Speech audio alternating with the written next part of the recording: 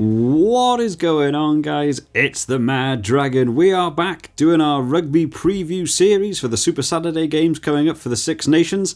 This is going to be game 2. This is England versus Italy. This game that I'm going to be playing in the background is going to be representing the game. It's still a super easy game on Rugby 20, so I'm going to play as Italy just to try and give myself a bit of a challenge. But there's a lot to talk about in this. Let's get into the game. Let's start talking about the teams that have been announced.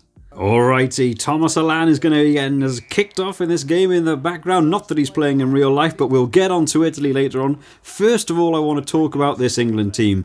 England are still one of the 2 teams really left that are going to be able to win the Six Nations. It is between England, Ireland and France, but realistically I've got this down as being between England and Ireland. I said this about a month ago. I did a little video talking about who I thought was going to win the Six Nations.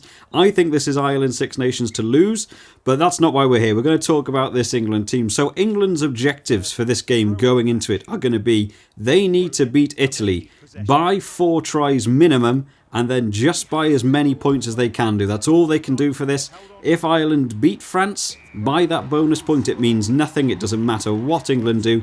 But if they don't get that bonus point against France, there's every chance that England can take this. So they need to get as many points as they can. So into the team itself. Let's chuck this England team on screen. We've got a lovely picture of Eddie Jones here as well, because this is the only nice breakdown graphic I could find for this England team. And as you can see, this team they have got lined up is absolutely built for try scoring. We have got Ben Youngs, Owen Farrell, Johnny May, Henry Slade, Jonathan Joseph, Anthony Watson and George Furbank. That is a back line of people that are there to score tries. They are not messing about. There is so much experience and so much talent in that back line. George Furbank obviously is on his 3rd cap or something ridiculous. He already looks quite established as a good international fullback. Elliot Daly still not managing to get back into that role at fullback. George Furbank has had a relatively good season through the Six Nations so far in the games that I've seen him in. He's a very good defensive fullback. He's not been super impressive on a counter-attack, but he is a good relief kicker. So he is doing quite a lot of work back there. Moving further back into some of the wingers and stuff, Anthony Watson, of course, with Johnny May is the partnership that I think Eddie Jones loves the most in the world. He loves that up. I am surprised to not see Kakana in there, but I don't know if he's out injured. I haven't actually checked up on him. But there's a duo there of just speed, seems to be what they've gone for. Everyone in this back line, Johnny May, Anthony Watson, Jonathan Joseph, who can also play wing, Henry Slade, who can also play wing. They've basically just put on a big bunch of people who are strong lads who also have great speed. So I'm taking a lot of this game is going to be smashing through Italy, trying to wear them out, trying to tighten their defence just so that they can release people on the wings. They haven't got George Ford in the team for this week, so Owen Farrell's gone back to that number 10 shirt, which does mean they are a bit down in terms of having their 2 playmakers they like to have on a ruck. They like to have Owen Farrell on one side and George Ford on the other normally, so it sets up their 2 fly half. They got 2 big playmakers, 2 people to do kicks over the top, stab kicks through, 2 people to run the backs for them. So there will be a little bit of a downside there, but Henry Slade is a perfectly good footballer as well. He's able to kick off very nicely, so I'm sure he'll be given a bit more duties to do for this England team in the back row. They also lost Willie Hines not that long ago, so Ben Youngs is going to be, I think, on for an awful lot of this game, trying to keep going at scrum half. He'll be looking for a much more impressive couple of games. He hasn't been superb through the Six Nations so far, and he did get fired up an awful lot when we saw him back in the World Cup. He was sort of the target man for a lot of teams. But overall, from back's perspective, this England team is looking strong, looking fast. I'm expecting this England team to just be running in tries all day long if they can. So if you're going to put any money on this weekend, I would probably be putting most of my money on some of these England backs to score tries. Looking at the England forwards, this is the Eddie Jones special right here. In fact, I think all of those names are literally the team I created on on Rugby 20 as my sort of fantasy England team that I created that was based on the team that I saw so far in the Six Nations. What a strong front 3. Mako Vunipola, Jamie George, Kyle Sinclair. If they can keep Kyle Sinclair's temper down, I think that's a very strong front 3. He's been improving a lot, but he has been known to throw a couple of tantrums every now and again. They just need to keep him under restraint just a little bit. Maro Itoje, of course, very good in so many areas of rugby now. Line-out scrums, turnovers. He's an absolute nuisance to deal with. Johnny Hill coming into the team, which is nice to see Johnny Hill being able to get some game time. George Cruz, not in the team for this one. He's, again, normally the number 5 to go to. And then we have the back 3 of the forwards. I think this must be one of the strongest 6, 7, 8 groups that you can have in World Rugby today. Tom Curry, a superb player. He'll be very glad to be brought back out of that number 8 spot. For some reason, Eddie Jones kept wanting to put Tom Curry in at number 8, and he did feel out of position. He did feel like he wasn't playing as well. I think putting him back in that position. They have interesting put Tom Curry at number 6 and then Sam Underhill at 7. I actually think I prefer to see the England team play Tom Curry at 7. So he has the pick off the scrum can sometimes come from Tom Curry sometimes. Sam Underhill, a very strong runner. He's going to be going in at 7. He's just like a rhino. He loves just ploughing through people. Of course, he did have the try disallowed a couple of years ago against New Zealand where he ran about 60 metres that would have won the game. So close, but a very good player. Have a big rating for Sam Underhill. The both of them together are huge jacklers. Great at turning over a ball, so they should be pretty sound defensively.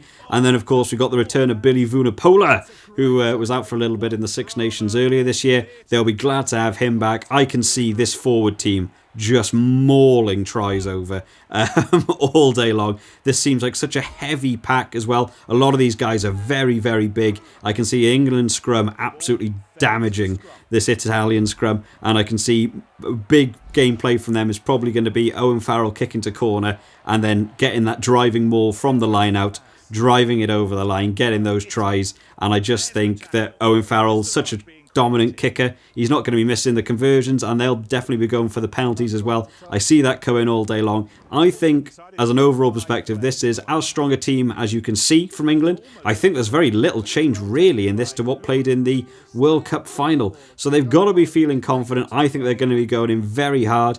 Something I will mention super quick is that I don't think they've actually got the strongest bench they've ever had. You know, there's some big names in there. Ellis Genge and Charlie Ewells is actually quite a good player. But a lot of the other team isn't a lot of names you would normally see from an England team. So obviously Eddie Jones is wanting to get a couple of the lesser caps. I did have a quick look at the number of caps on their bench, and I think in total there's something ridiculous. Like if you take out like Ellis Genge, I think there's about 20 caps between the rest of them.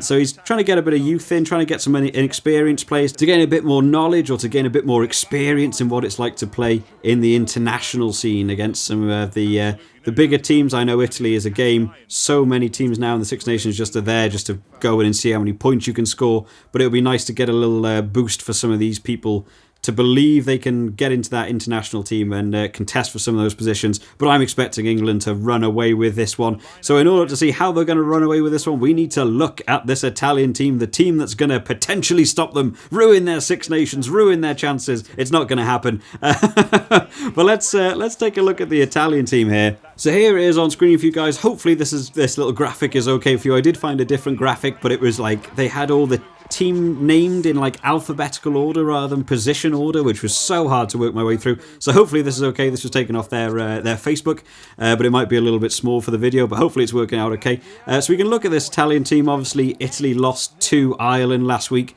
in what can only be described as a battering, I think. There was some good play, and it was nice to see different players doing really well. Padovani down there at number 14 got his nice little interception try, which was good for him. And Garbisi had a great game, actually. So I think for the first time, probably in 20 years, I think Italy actually now have a two-person option of who could play fly half, which I think would be really useful for them. The rest of the team is still looking strong. The front 8 didn't do too badly against Ireland, but they did lose an awful lot of scrums. We saw some unusual issues they had last week between Negri, Stain and Pelledri, which I'm sure they'll want to try and correct in this game. There was a lot of knock-ons and a lot of purposeful fouls, which I thought was very strange to see from 3 quite highly rated players among the Italians. Pelledri especially, I actually had him in a fantasy league team and he ended up scoring 1 point because he gave away so many penalties in the last game. From someone who's normally such a strong ball carrier just to smash through, obviously trying to keep some tempers down a little bit I think would be necessary. I think they started getting a little bit annoyed last week at just how much Ireland were winning, especially in turnovers and scrums were just getting annihilated. So they'll be looking to have a better game this week. Bellini, I don't even think I saw him last week doing a lot for Italy. Canna and Marisi, again, were just sort of getting smashed about. Matteo Minozzi is going to be coming in at fullback, which is going to be interesting. Jaden Hayward, I actually thought had a really good game last week. He was the only one that seemed to be any sort of counter-attacking option for Italy. But they've obviously decided to go against it a little bit. I haven't been aware of any injury that he's picked up. But Minozzi is a name in the world of Italian rugby, so he should hopefully be able to come up and stand up a little bit. But overall, this front 15 Italian team, as strong as it actually is and as much potential as it has, just hasn't performed through this year's Six Nations at all. It's been a real shame. They are definitely getting on the improvement levels, but they still just can't seem to handle a lot of the first tier nations. It almost becomes a determination of how many points can they score. I mean, Padovani got that interception try and ran it all the way in, and they celebrated as if they'd won the game. And it's quite sad to see, you know, an Italian team so passionate about rugby that just can't seem to pull it all together. And one thing I think we have to talk about last week was the replacements. They've got pretty much the same replacements now as they did last week against Ireland. But there was a lot of issues, and I did notice an awful lot of penalties came from the replacements coming on. I think they replaced one of the locks on like the 42nd minute and then replaced the entire front row at like the 50th minute or something. There's some interesting choices they do with subs. Obviously their team isn't quite at the fitness level of some of the other tier 1 nations that they're playing against, where they haven't got people willing to do that full 80 minutes. They can't even get people to last for the hour mark. They're having to do these subs at the 50 minutes, which does keep other players fresh. It does mean you can have that chance in the middle. That's actually normally where Italy are one of the strongest areas, is that 40 to 60 minute break. Coming back from the start of the second half, they actually put the new subs on at 50 minutes, and then they sort of carry it through to about the hour mark, and that tends to be where it goes wrong. But I think, on the whole, England are going to take full advantage of this. England have played Italy many a time and know how the Italian game plays. It's a lot of forward play. They've obviously put on their own heavy team. I think they're going to be doing very well in those scrums and mauls. I'm expecting to see tries upon tries upon tries from them. I think players like Tom Curry and Sam Underhill and Billy Vunipola are just going to be smashing through those lines. I think they'll go for the standard tactic that England seem to play, is they play extremely hard for the first 10-15 minutes, normally trying to get in a try or maybe even two within that time, just to put their foot down on the game, try and put you on the back foot, make you have to try and play and catch up with them, which is not what England don't mind doing that, just because they're happy in their defence. They've actually got a really solid defence so far through the Six Nations. They are looking good, having only lost that game to France earlier in the year.